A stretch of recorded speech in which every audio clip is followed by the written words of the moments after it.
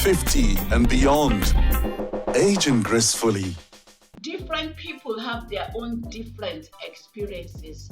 So I might be speaking for maybe a majority or some mature single women, but that does not mean that I will be speaking for all of them. My name is Tayo Fashino. I believe that when you get to the age of 35, you are single, living alone, then you are a mature single woman. But these mature single women come in different categories. There are some who have never been married and they are single. There are some who have been married but are now divorced. And there are some who are widowed.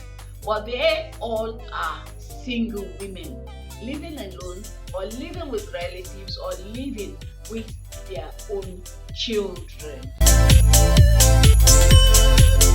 We all know our society in Nigeria, there's a lot of stigma attached to you being mature and being single. For those who have never been married, they have faced a lot of questions from family. Why are you not married? Why are you still single? You find people trying to find husbands for them. You find people trying to do deliverance sessions for them because they believe it's not natural for you not to be married at that age. And there are various suggestions and reactions to people who are this age and not married, especially if they've never been married. If they've been married before, people generally want to find them another husband to get married, and they generally encourage them to get married as soon as possible. Because generally in a society like us, they believe a woman should be under a man at a certain age, and that it's not natural. They just don't, they have a sin against women who are this age, and it shows in how they relate to them in family, at the home, in the office, in places of worship, even at the market, generally in their places of business, even in searching for business. A lot of the time, people are disrespectful to people of this age range who are not married. People are usually disrespectful to them. They find it difficult getting house, property to live in because they are asked different questions on how they're going to pay. And the feeling is that in the society, the feeling is that mature single women are loose women. Most of the time, they consider such women as loose women, and a lot of ideas run around about who these women are. Some believe that they are not married because they are looking for men with enough finance to finance their every whim and caprices.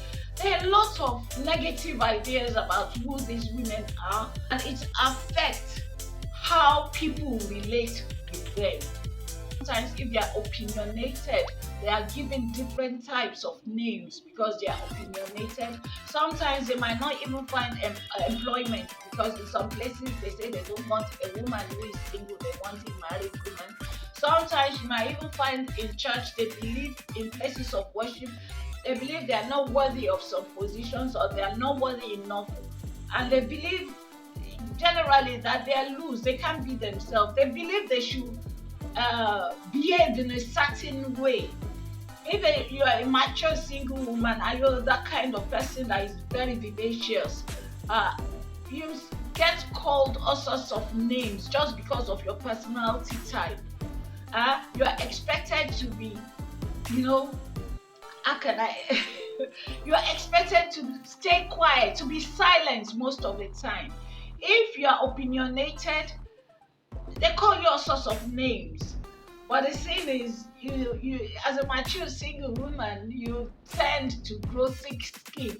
Sometimes when you want to get some businesses, they want to have an idea of your background to see if you are trusted. And usually, if you see a mature single woman that is making it, that has money, the general idea is that a man is behind her. If she gets a big contract, the general belief is that she must have slept with 1 or 2 men to get such contracts. So those are some of the challenges we face as mature single women. Like I said, society expects a woman to be married at a certain age. And if she's not married, the perception of that woman is not a good one. And the family pressure to get married is there. The family, especially who do not like single women, is like, they're always looking for a husband for you. If you have a male friend, the perception is that you are sleeping with him.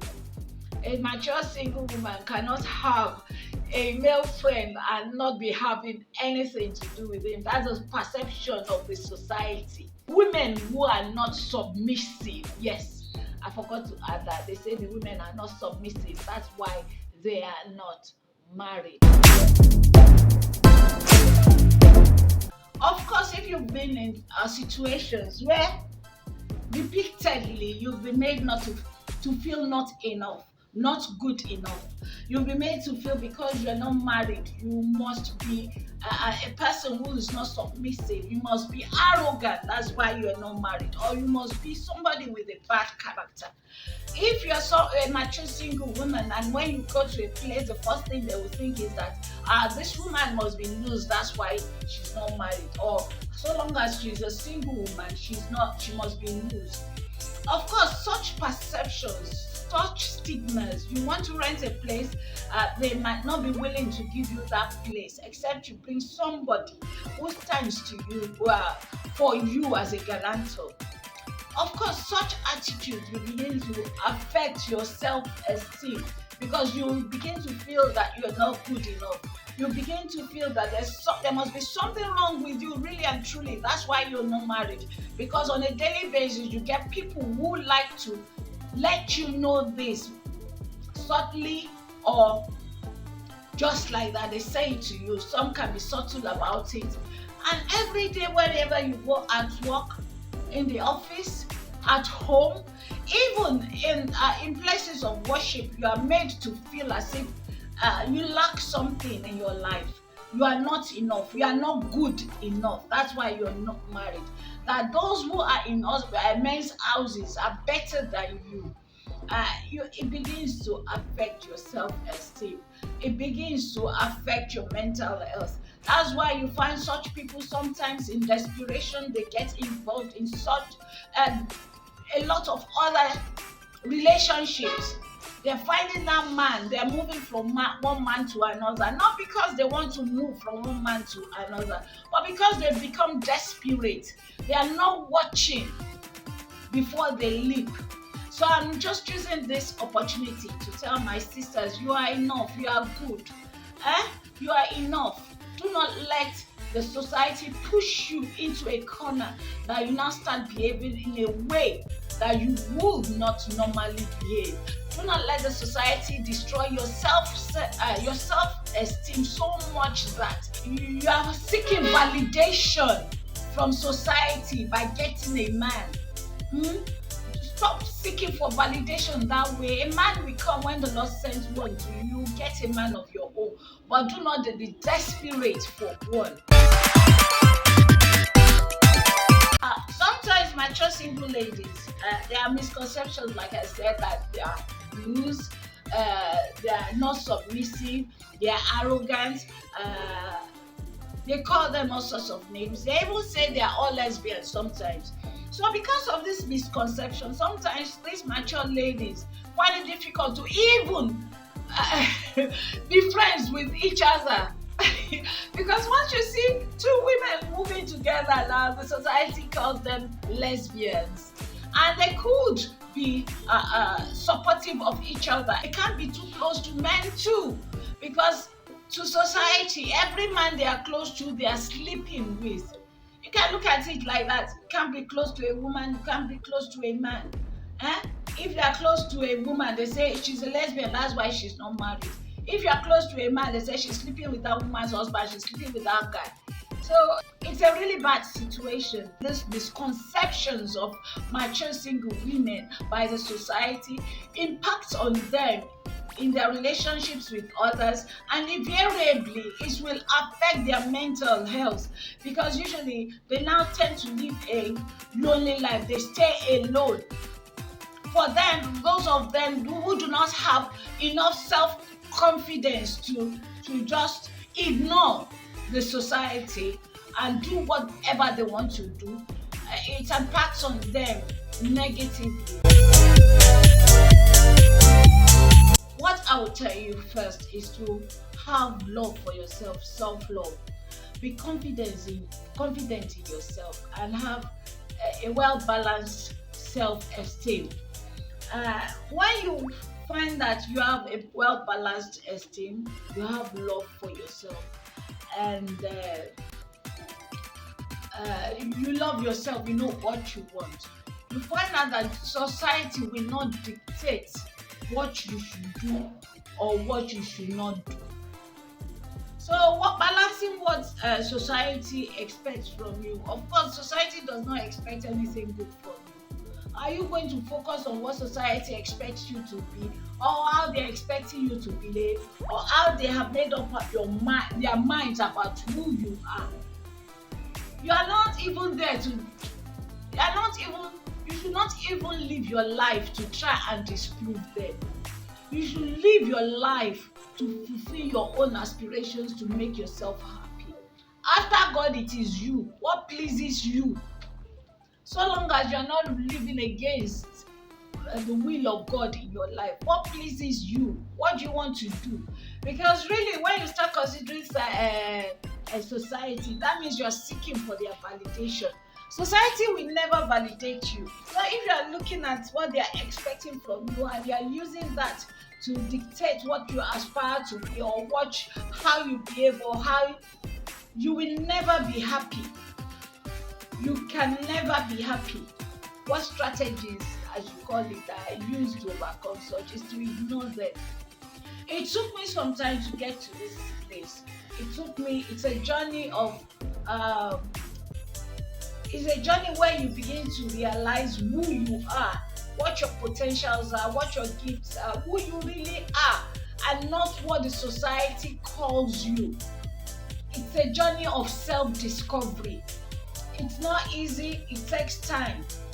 It takes a lot of confidence when you know who you are. It takes a lot of being healed from a lot of things that the society has put on you. It takes a lot of you saying, I don't really care what they say. They will always talk anyway.